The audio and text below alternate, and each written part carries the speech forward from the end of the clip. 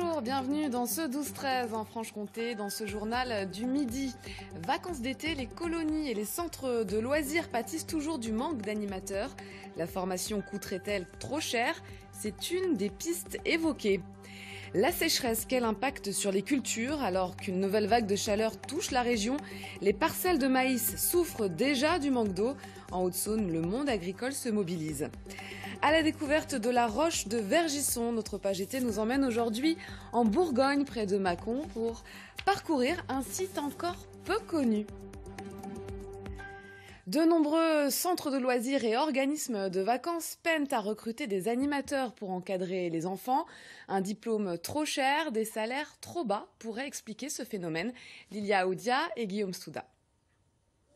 À l'école Vautier de Pontarlier, l'ambiance est bon enfant. L'été dans ce centre de loisirs rime avec coloriage, jeux de société et activités physiques et culturelles, sous les yeux bienveillants des animateurs.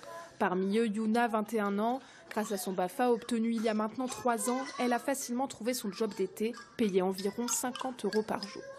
J'ai bien aimé parce que ça m'a appris plein de choses et puis je l'ai fait avec des amis aussi, du coup, ça a entraîné encore plus, on va dire. Et puis après, vu que les stages ils étaient rémunérés, même si c'était pas beaucoup, ils ont quand même pu payer mes formations aussi.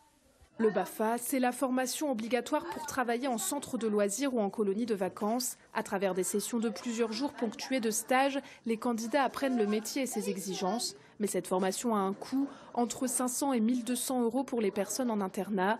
Une somme qui pourrait expliquer la difficulté de recrutement de plus en plus croissante pour les structures.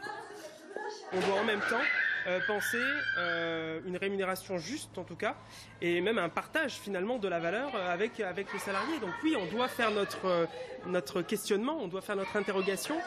Avec ses remises en question et sa volonté de séduire les jeunes, la structure a pu pallier les difficultés du secteur et recruter ainsi 24 personnes pour l'été. Mais ce n'est pas le cas de la Maison des Jeunes et de la Culture à Pontarlier, à la recherche d'une dernière candidature pour compléter ses équipes.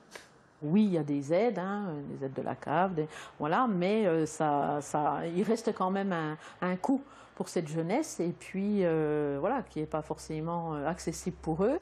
Il reste encore un poste de stagiaire BAFA à pourvoir pour lundi prochain. Malgré les difficultés, la MJC se réjouit quand même cette année de ne pas avoir à réduire le nombre d'inscriptions des enfants.